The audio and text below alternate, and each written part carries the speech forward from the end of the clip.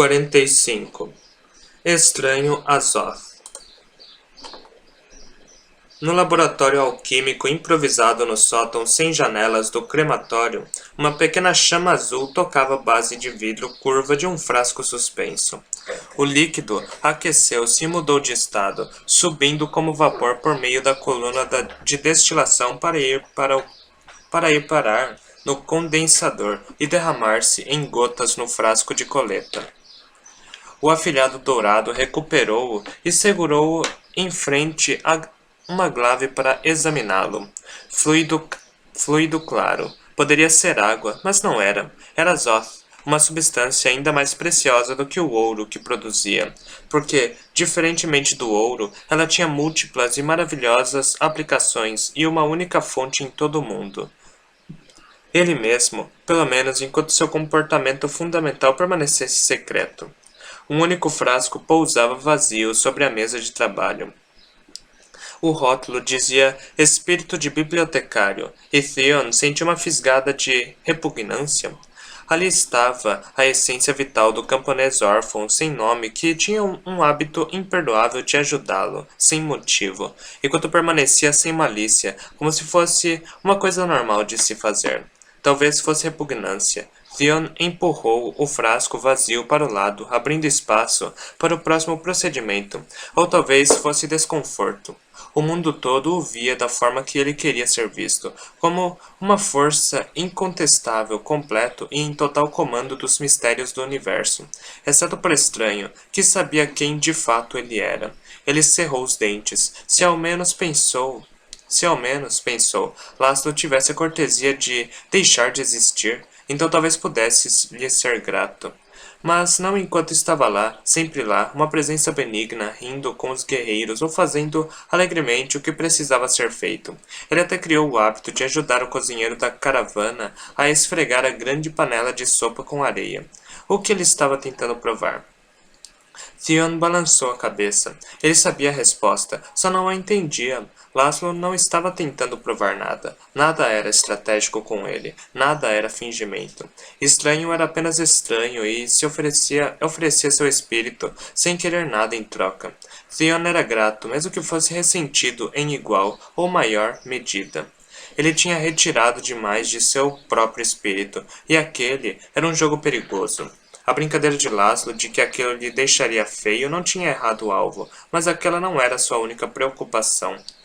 Ele vira os mortos de espírito. A maioria não durava muito, ou tirava sua própria vida, ou desperdiçava pela falta de vontade até mesmo para comer. A vontade de viver, ao que parece, existia naquele fluido claro e misterioso que Estranho tinha lhe dado sem pensar duas vezes. E Theon estava bastante restaurado, graças à pausa. Fazia uma nova tentativa com o Alcahest, usando o Azoth de Estranho dessa vez. Normalmente, sentia uma onda de vivacidade nessa parte de um procedimento químico. A emoção de criar algo que ninguém mais podia e alterar a própria estrutura da natureza. O Alcahest era um solvente universal que fazia jus ao nome e nunca o tinha deixado na mão antes. Ele o testou incansavelmente quando estava no Crystopocium e tinha dissolvido todas as substâncias com as quais entrava em contato, até mesmo diamante, mas não o Mesarthion. O metal abominável o assustava por sua natureza e já sentia a ignomínia da derrota. A ignomínia da derrota, mas o método científico era a religião de Theon, e ditava a repetição dos experimentos, até dos frascos. Então preparou uma nova leva de químicos e levou o Alcahest para a âncora norte para testar mais uma vez. Não estava em sua preparação final, é claro, dissolveria seu próprio vasilhame. Ele faria a mistura final no último minuto para ativá-lo. E então, quando nada acontecesse, como nada aconteceria, ele aplicaria o componente neutralizador para desativar o solvente, para que não escorresse pelo metal impenetrável e corroesse o chão. Ele tiraria uma soneca depois. Era nisso que ele estava pensando. Sono de beleza, seu bastardo estranho. Quando caminhava pela cidade de lamentos sem lua, com uma mochila de frascos pendurada no ombro, Ele repetiria o experimento, registraria seu fracasso e então iria para a cama. Não havia nenhum momento, nem mesmo um segundo, em que Theo Nero considerasse que o experimento pudesse não fracassar. 46. Apenas um sonho. Sarai chamou o resto de suas mariposas para casa mais cedo, deixando apenas uma na testa de Laszlo. Ela hesitou apenas em chamar de volta a que cuidava de seu pai.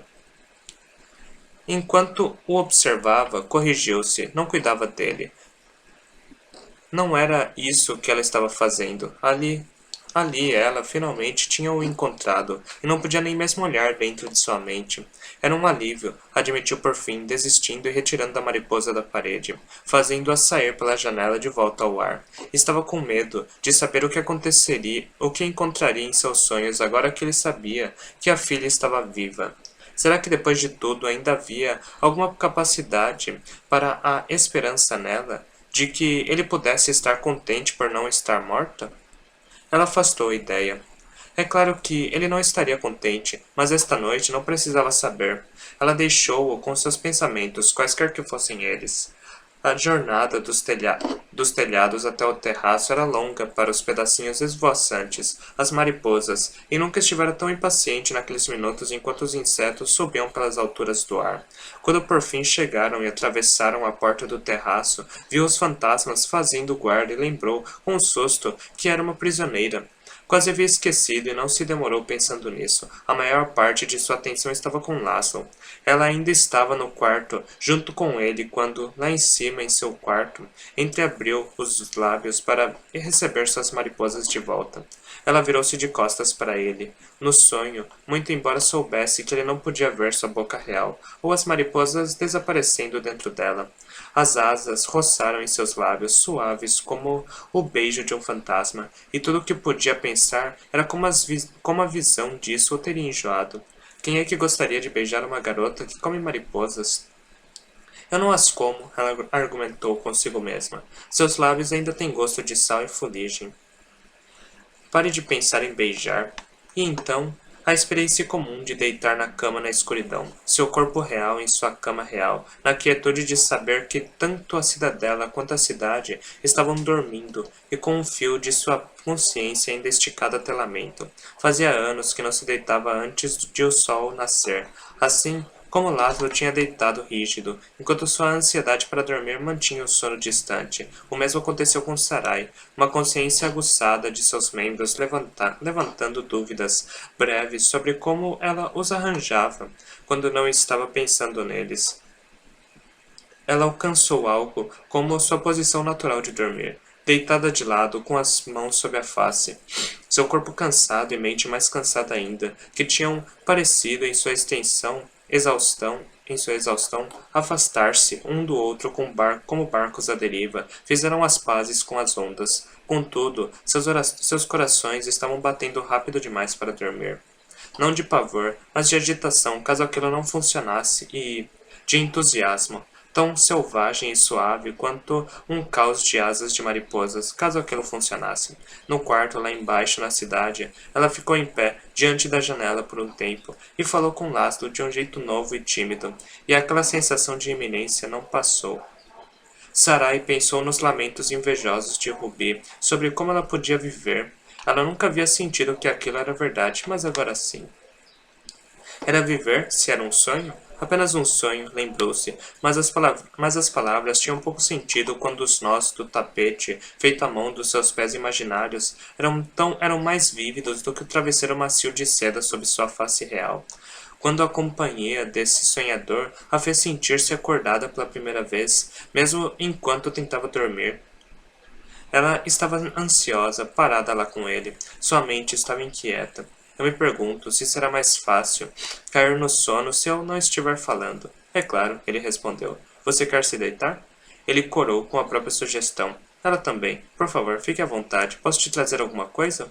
Não, obrigada, respondeu Sarai, e com uma sensação engraçada de repetir a si mesma, deitou-se na cama, da mesma forma que fizera lá em cima. Ficou perto da beirada. Não era uma cama larga. Ela não achou que ele fosse se deitar também, mas deixou espaço suficiente caso ele o fizesse. Ele ficou perto da janela, e ela ouviu fazendo um gesto de colocar as mãos nos bolsos, apenas para descobrir que suas calças não tinham bolso, e ficando constrangido por um momento antes de se lembrar que aquilo era um sonho.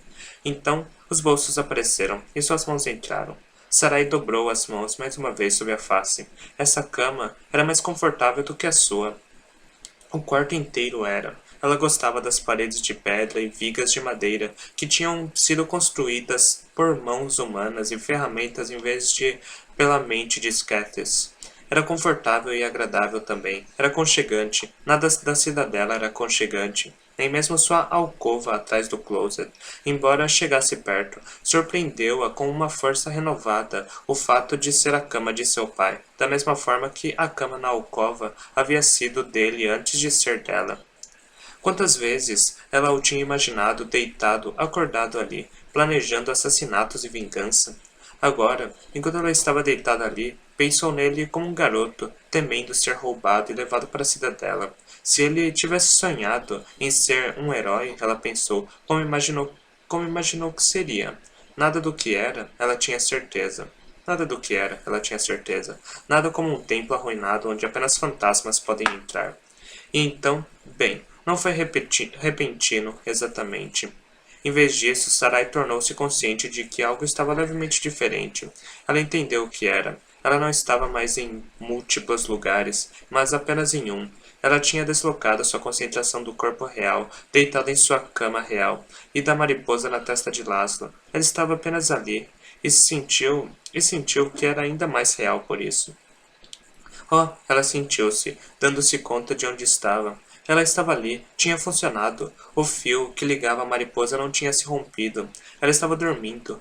Ah, o descanso abençoado. E em vez de seu inconsciente repleto de terrores à espreita, ela estava a salvo no inconsciente de Laszlo. Ela riu, um pouco incrédula, um pouco nervosa, um pouco contente. Tudo bem, muito contente. Bem, muito nervosa também. Muito tudo. Ela estava dormindo no sonho de Laszlo. Ele observou-a com expectativa, vê-la ali, suas pernas azuis desnudas até os joelhos, enroscadas em seus cobertores amarrotados e seus cabelos desgrenhados sobre o travesseiro. Era uma visão que doía de tão doce. Ele estava bastante consciente de suas mãos, e não era por causa do constrangimento de não saber o que fazer com elas, mas sim por saber o que desejava fazer com elas. Suas palmas formigavam, a necessidade doía de tocá-la. Suas mãos pareciam bem despertas. Então, ele perguntou ansioso. Funcionou? Ela sentiu, abrindo um sorriso largo e maravilhado, que ele não pôde deixar de retribuir. Que noite longa e extraordinária tinha sido. Quantas horas tinham se passado desde que ele fechara os olhos, esperando que ela viesse. E agora, de certa forma, ele não conseguia entender. Ela estava... bem, era isso, não? Sua mente só pensava nela. Ele guardava uma deusa em sua mente, da mesma forma que alguém pega uma borboleta nas mãos, mantendo-a segura tempo suficiente para libertá-la. Livre. Era possível? Ela podia ficar livre um dia?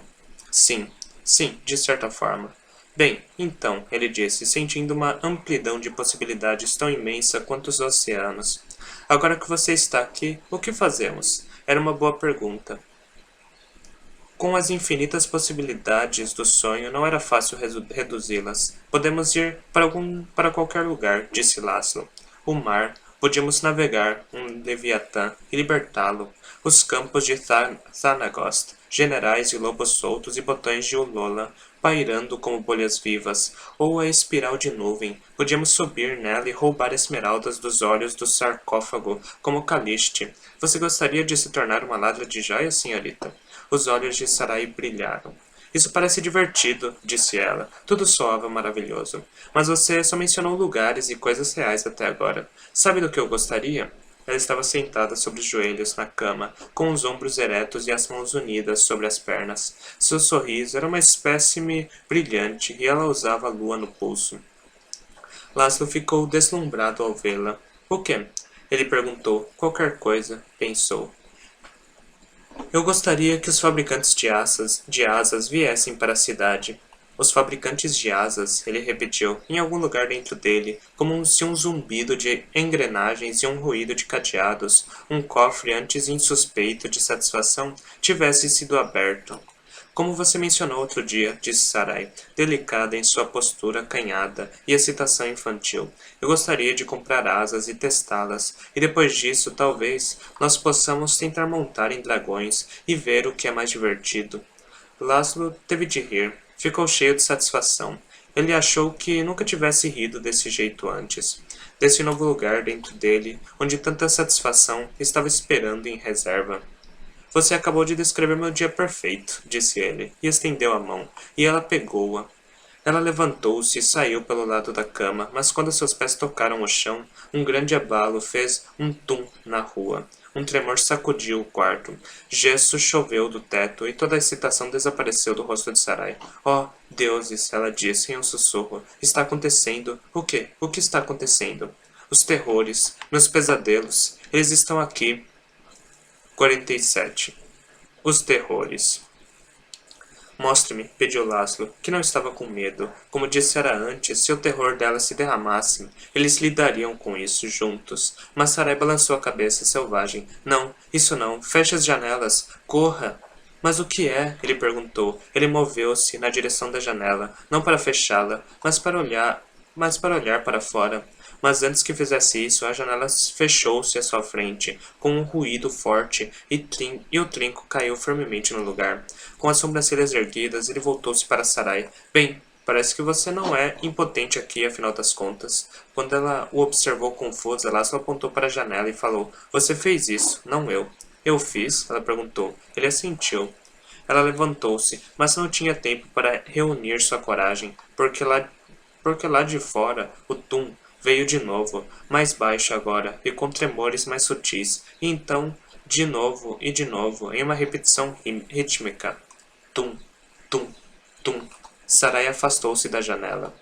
Ele está vindo, ela disse, tremendo. Laszlo seguiu-a. Ele pegou em seus ombros com delicadeza. Está tudo bem, respondeu. Lembre-se, Sarai, é apenas um sonho. Ela não conseguia sentir a verdade de suas palavras. Tudo o que sentia era a aproximação, o pavor. O pavor que era tão puro como uma destilação do medo quando qualquer emoção que Isagol tivesse feito. Os corações de Sarai estavam desvairados de medo e de angústia também. Como ela podia ter empregado isto, inúmeras vezes nos sonhos dos sonhadores de lamento? Que tipo de monstro ela era? Havia sido sua arma mais poderosa porque era o medo mais potente deles, e agora estava perseguindo-a. Tum, tum, tum.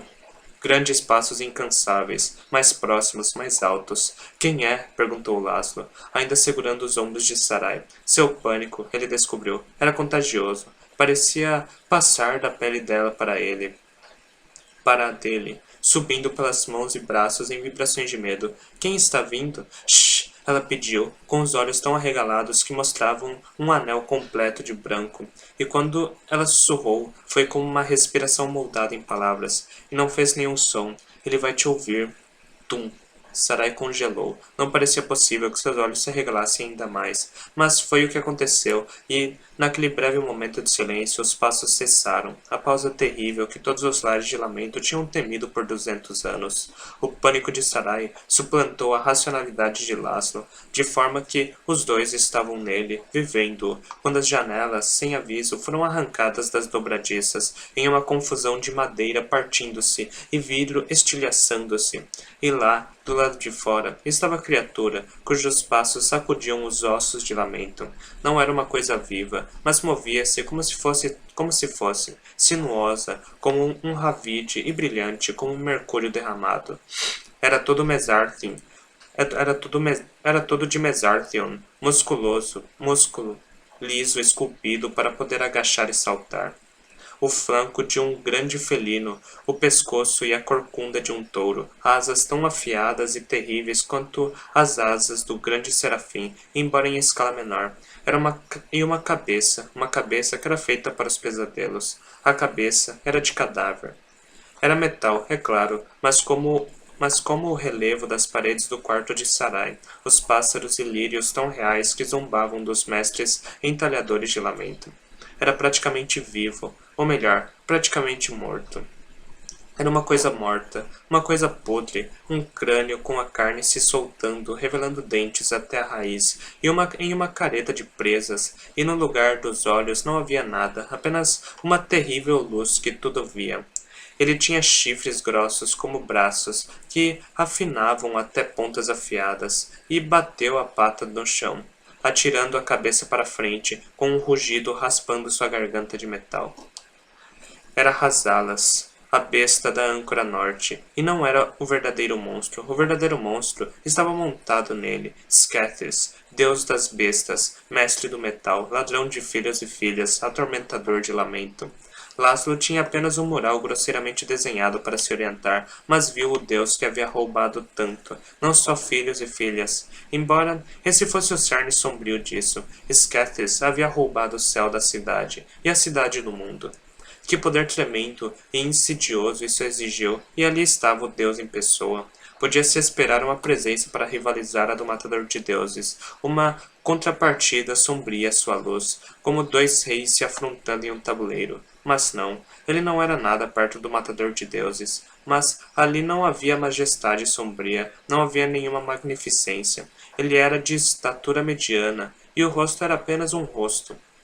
Ele não era o deus-demônio do mito, exceto pela cor, aquele azul extraordinário. Não havia nada de extraordinário nele, a não ser a crueldade em seu semblante. Ele não era nem bonito nem feio, distinguia-se somente pela malícia que ardia nos olhos cinzentos e aquele sorriso de serpente, traiçoeiro e venenoso.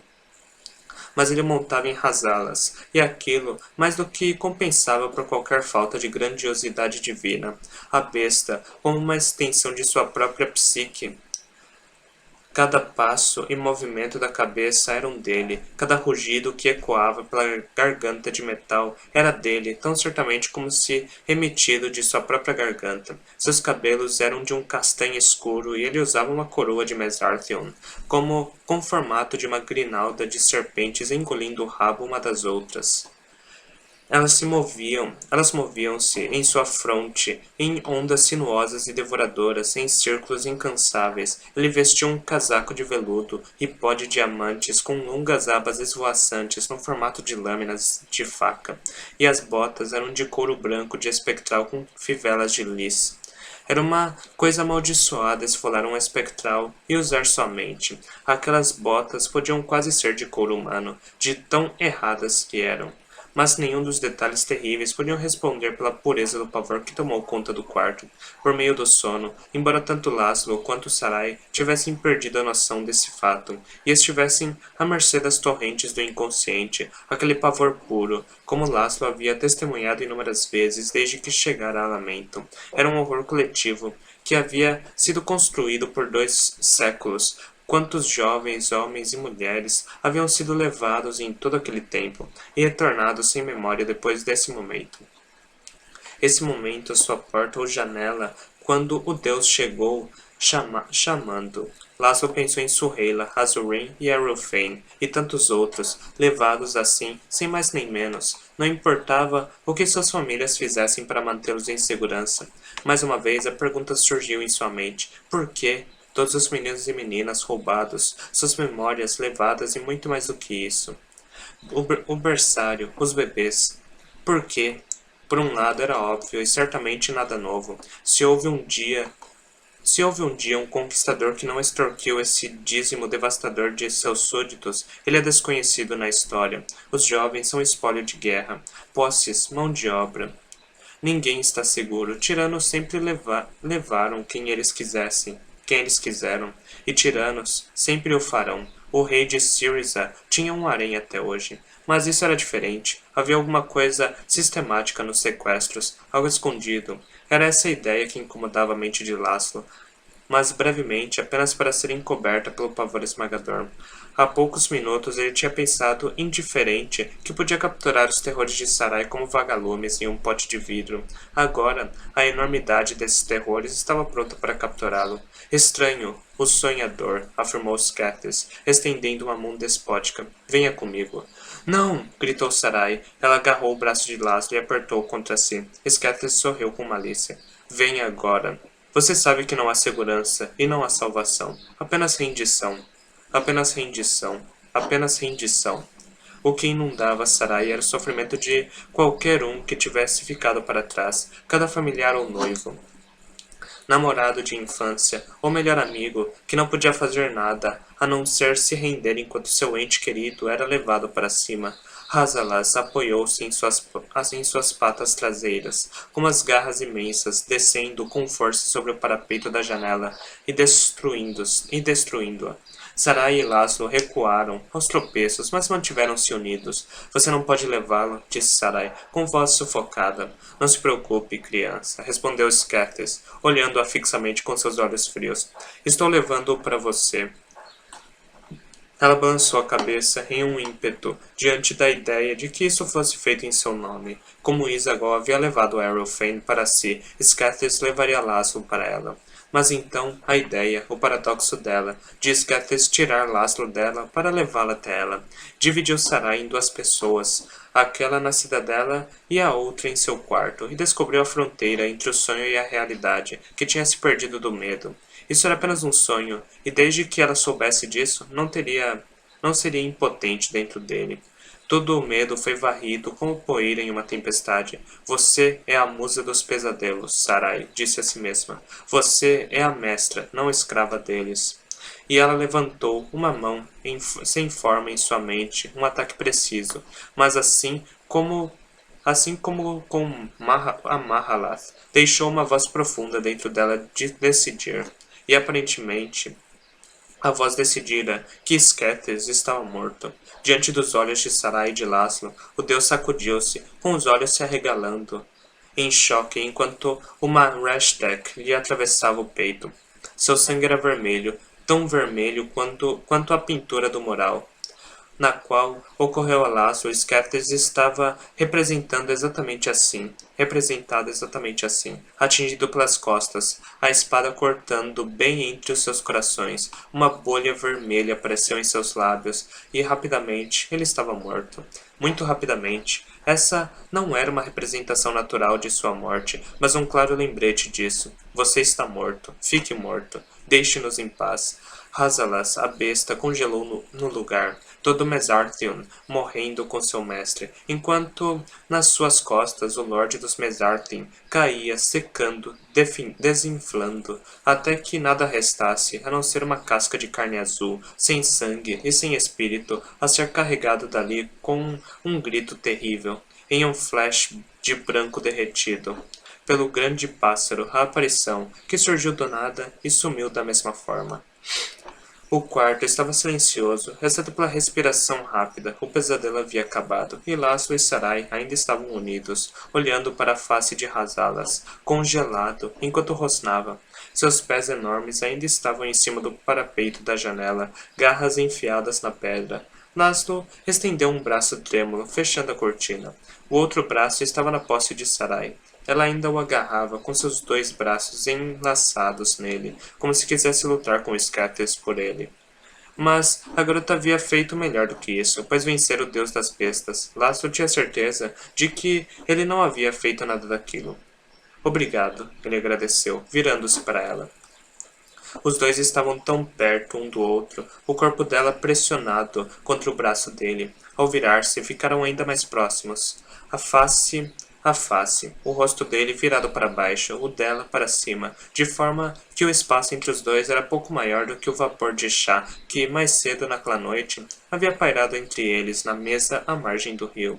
Aquilo era novo para ambos, aquela proximidade que misturava respiração e calor, e compartilharam a sensação de que estavam absorvendo um ao outro, derretendo-se juntos em um recipiente único. Era uma intimidade que ambos haviam imaginado, mas nunca com sucesso. Agora sabiam. A verdade era muito melhor do que a fantasia. As asas selvagens e suaves estavam em um frenesi. Sarai não conseguia pensar. Queria apenas continuar derretendo. Mas havia algo no caminho. A garota ainda piscava para se livrar da imagem dos dentes brilhantes de Hazalas e do pensamento de que tudo aquilo era culpa sua. Não me agradeça, ela disse, soltando o braço de Laszlo e fitando o chão, desviando do olhar dele. Eu trouxe isso aqui. Você deveria me expulsar. Você não me quer na sua mente, Laszlo. Eu vou simplesmente arruiná-la. Você não vai arruinar nada. O garoto respondeu, e sua voz rouca nunca foi tão doce. Eu posso estar dormindo, mas essa foi a melhor noite da minha vida. Maravilhado. Ele a encarou, suas sobrancelhas cor de canela, a perfeita curva de suas bochechas azuis e aqueles lábios sedutores com a prega no meio, doces como uma fatia de fruta madura. Ele arrastou seu olhar de volta aos olhos dela. Sarai, ele falou. E se os Ravides ronronassem, teriam um som parecido com o jeito como ele se aproximou, como ele pronunciou o nome dela. Você precisa entender. Eu quero você na minha mente. E ele a queria em seus braços. Ele a queria em sua vida. Ele não a queria presa no céu, não caçada pelos humanos, não sem esperança e não importunada por pesadelos sempre que fechassem os olhos. Ele queria levá-la a uma margem de rio real e deixá-la afundar os dedos dos pés na lama. Ele queria abraçá-la em uma biblioteca real e sentir o cheiro dos livros, abri-los e lê-los um para o outro. Ele queria comprar asas dos fabricantes de asas para que pudessem voar para longe, com um estoque de bala de sangue em um pequeno baú de tesouro, para que pudessem viver para sempre.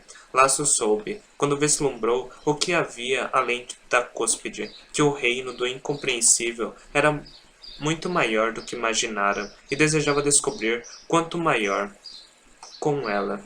Mas primeiro ele desejava muito, muito beijá-la.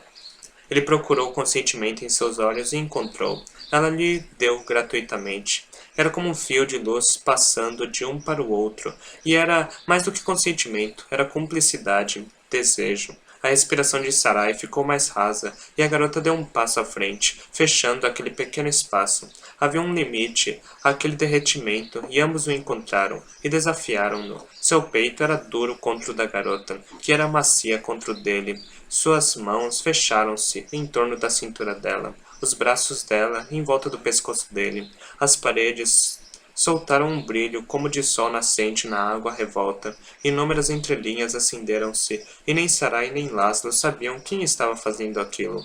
Talvez ambos estivessem, e havia tanto brilho naqueles diamantes de luz intermináveis, mas havia consciência também, e urgência. Sob a pele do sonho, ambos sabiam que a aurora estava próxima, e que seu abraço não poderia sobreviver. Então, Sarai ficou na ponta dos pés, apagando o último espacinho entre seus rostos corados. Seus cílios fecharam-se, acastanhado, cor de mel e gato selvagem. E suas bocas, macias e desejosas, encontraram-se e tiveram apenas tempo para se tocarem e pressionar, abrirem-se docemente antes que o primeiro raio de luz da manhã entrasse pela janela, tocasse a asa parda da mariposa sobre a testa de Laszlo, e em um sopro de fumaça índigo, e em um sopro de fumaça índigo a aniquilasse.